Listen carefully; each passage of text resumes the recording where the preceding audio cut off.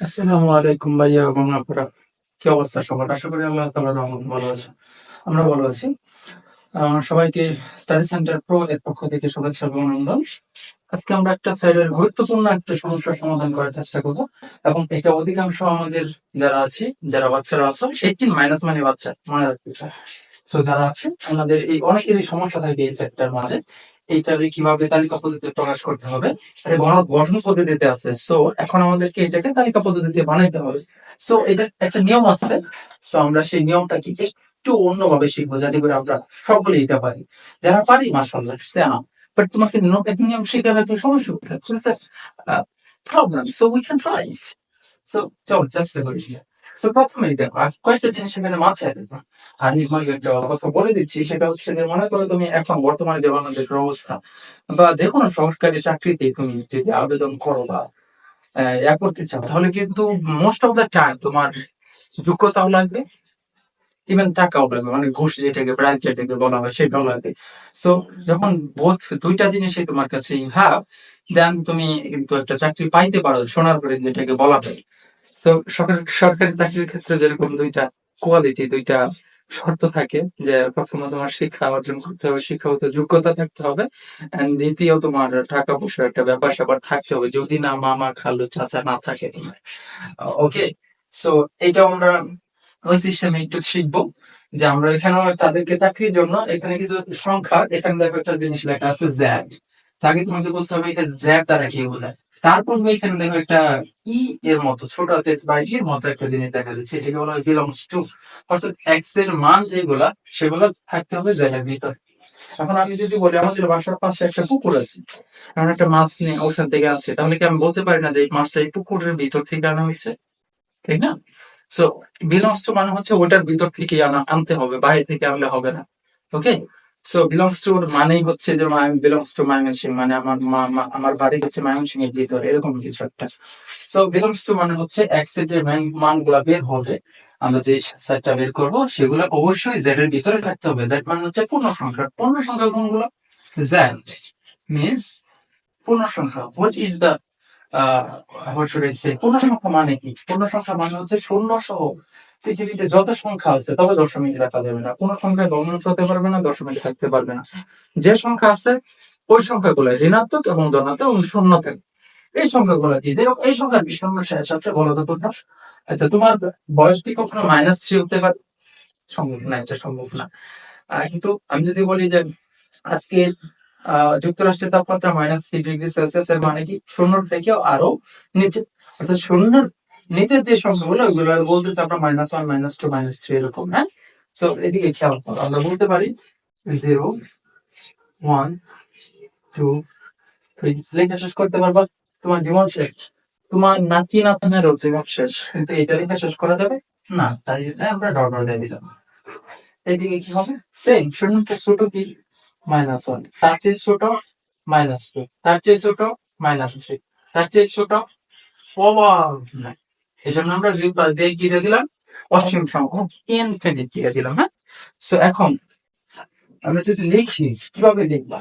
সিস্টেমটা হচ্ছে, আমি নতুন সিস্টেম তোমাদের দিতে যাচ্ছি। তো সবাই যাতে পারো এক্সট্রা। এখানে কয়টা লিখছো তুমি দেখো তো? 1, 2, 3, 4, 5, 6, 7, 7টা লিখো না? আরো লিখলে কোনো ব্যাপার নাই, বাট কম লিখলে একটু অসুবিধা। এরকম চেষ্টা করবো আর কি, যেন বেশি হয়, কম যাবে না।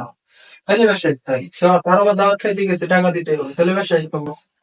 হ্যাঁ দেখো, হ্যাঁ সমাজ এখানে কয়টা? 1, 2, 3, 4, 5, 6, 7, তাহলে আমরা 7টা লিখবো। এক্স এক্স এক্স কয়টা হলো? 4টা, 5টা, 6টা এবং 7টা। এই 7টা এক্স লিখবা।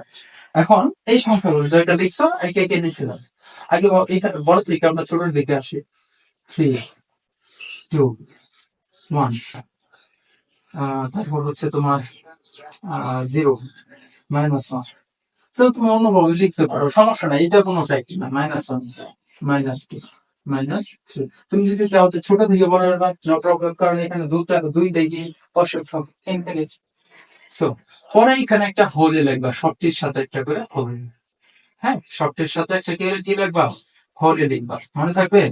আচ্ছা, এখন দেখো, এইখানে আমরা এক্স লেখা অলরেডি শেষ, জেড লেখা শেষ, এবং রয়েছে এটা পরে লিখবো আমরা ওইখানে, এবং না দুঃখিত আমি ভেরি সরি, এখানে সার্চ দেন, সার্চ দেন, আমি very sorry for that. X square সবটির সাথে এক্স স্কোয়ার লিখা, আমরা এই পর্যন্ত সাথে এক্স স্কোয়ার আছে, লেখো সবটির সাথে, সবটির সাথে কি লিখবা, এক্স স্কোয়ার, মনে থাকে যেন এক্স স্কোয়ার, সবগুলা সাথে লিখো, কোনো এক করা যাবে না, সমান, সবটির সাথে সমান নেই। আমরা তো আস্তে আস্তে শেষ করতেছি, তাহলে করো আস্তে আস্তে। তিনের পরে স্কোয়ার করলে কত হয়, তিন, এই যে এক্স এর স্কোয়ার, তিনের পরে স্কোয়ার করলে 9, 0 এর স্কোয়ার করলে 4, 1 এর স্কোয়ার করলে 1, 0 এর স্কোয়ার করলে 0 হয়, -1 এর স্কোয়ার করলে 1, কারণ কি আমরা জানি স্কোয়ার জোড় সংখ্যা, কোন কিছুর পাওয়ার যোগ বলি মাইনাসের কোনো দাম নেই, ওকে, মাইনাসের কোনো দাম থাকবে না, যদি জোড় সংখ্যা হয়, -2 এর স্কোয়ার করলে কত হয় 4, -3 স্কোয়ার করলে 9, লেখা শেষ, এই পর্যন্ত লেখা শেষ। এই যে গ্রেটার দেন 5, এটা দ্বারা বুঝাইছে যেদিকে বড় ওই দিকেই, যেই দিকে ঘোরানো থাকবে ওই দিকেই বড় হবে, ডান কোণে হচ্ছে গ্রেটার দেন, বাম কোণে less than, this is greater than, this is less than, equal, okay, যেহেতু নিচে টার্ম আছে তাহলে আমরা সেটাকে কি বলবো, লেস দেন ইকুয়াল। পরে এইবার দাও, সবটির সাথে দিবা, হ্যাঁ সবটির সাথে দাও, সবটির সাথে দাও, সবটির সাথে, সবগুলোর সাথে দিবা, একে একে সবগুলোর সাথে দিও। এখন যেদিকে ঘোরানো থাকবে, কি বলছি একটু আগে, যেদিকে ঘোরানো সেদিকে বড় করতে হবে, তো দেখো তো, বড় যেদিকে ঘোরানো না, তাহলে কার বড়, না কার, না কার, কার কেন কাটতে হবে, যেদিকে ঘোরানো থাকবে ওদিকে কি হবে, একটু আগে বলছে বড় করতে হবে, হ্যাঁ। আচ্ছা পরে দেখো, এবং রয়েছে সবটির সাথে, সবগুলোর সাথে এবং লিখো, সব লিখতে পারবো না, সবগুলোর সাথে এবং লিখো, লেখা শেষ হইলে পরে দেখো এক্স কিউব, এটাও তো লিখতে হবে, তাহলে লিখবো সবগুলোর সাথে এক্স কিউব লিখো। আমরা অলরেডি এই পর্যন্ত শেষ করে ফেলছি কিন্তু, হ্যাঁ সবগুলোর সাথে এক্স কিউব, সবগুলোর সাথে সবগুলোর সাথে এক্স কিউব, এক্স কিউব সমান তো নিতেই হবে নাকি, এভাবে যেটা লিখছে দাও, সবগুলোর সাথে এভাবে দাও, নিতে হবে। আচ্ছা এখন তিনের উপরে কিউব করলে কত হয়, আমরা সবাই জানি এটা 27 হয়, 2 এর উপর কিউব করলে কত হয়, সবাই জানি 8 হয়, 1 এর উপরে কিউব করলে তো 1, 0 এর উপরে কিউব করলে অবশ্যই 0, অবশ্যই এটা দেখবা, হ্যাঁ এটা হচ্ছে আসল জিনিস, যেহেতু আমরা x কে এগুলো ধরে নিয়েছি, মানের উপরে -1, বেজোড় সংখ্যা মাইনাস থাকতে হবে, পাওয়ার হিসেবে বেজোড় থাকলে মাইনাস কিন্তু লিখতে হবে, আমি একটু আগে বলছি পাওয়ার হিসেবে জোড় সংখ্যা থাকলে মাইনাস লিখতে হবে না, বা পাওয়ার হিসেবে বেজোড় সংখ্যা থাকলে অবশ্যই অবশ্যই তোমাকে মাইনাস লিখতে হবে। -2 এর উপর কিউব করলে -8, -3 এর উপর কিউব করলে -7, তাহলে পরে যেটা বাকি আছে সেটা তোমার কাছে লিখে দাও, 36, 36, 36, 36, 36, সবগুলোর সাথে।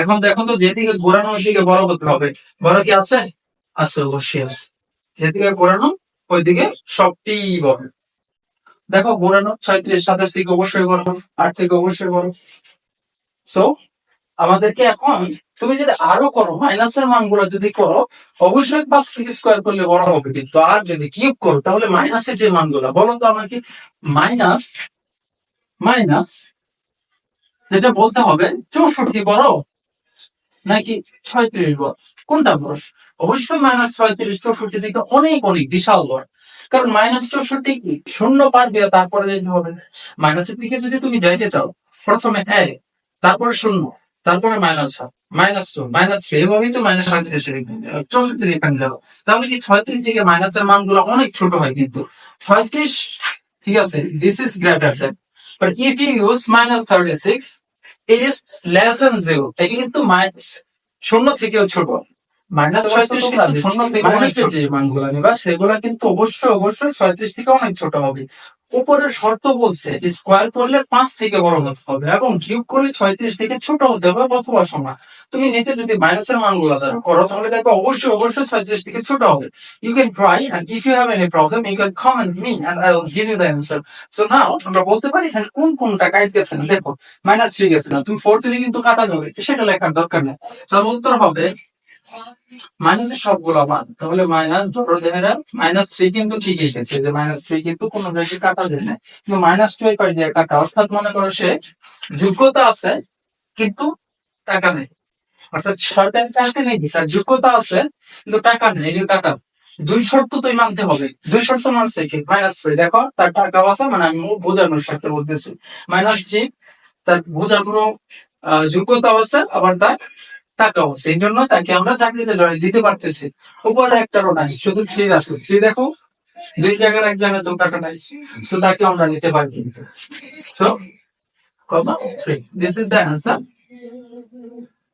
of this set asset হচ্ছে ডটা দ্বারা -3, অর্থাৎ মাইনাসের সবগুলো মানেই যাবে এবং শুধু 3। বুঝছো বিষয়টা? ওকে, থ্যাংক ইউ, আসসালামু আলাইকুম।